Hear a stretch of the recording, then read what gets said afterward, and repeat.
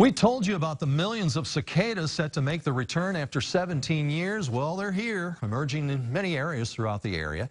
DeSherry McBroom spoke to an expert as well as a local couple who have many cicadas on their property. He joins us now with what he learned. DeSherry.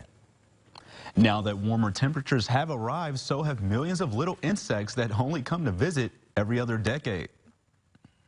Now that the soil has warmed over the last few weeks, cicadas are returning to the surface from their small holes in the ground for the first time in 17 years. With sandy soils, they gain heat really quickly from the sun, but they also don't retain it very well. So once it gets cold, it'll be very cold.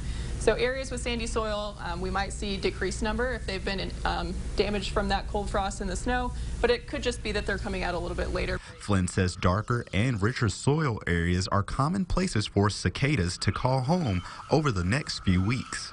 Areas like West Terre Haute, where they're heavily forested, they've got a lot darker, richer soil that's holding that heat a lot better. They're really popping up around St. Mary's, and then up in Hawthorne Park, we've gotten a lot of calls. One Paris, Illinois couple says the amount they've seen thus far is more than they experienced 17 years ago. Lived in a different place then, in a different house here in Paris, and we had minimal. This is the most we've ever seen. Yeah, we have one maple and 3 birch, and for some reason they have congregated on these 4 trees.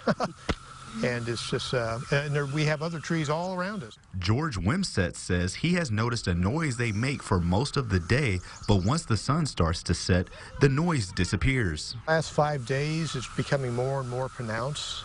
And as I understand, it's basically just a deterrence for, the birds, because once the birds start nesting, the sound dissipates. Now, Carla Wimsett says because it'll be another 17 years before they see him again, they're just going to enjoy him for now.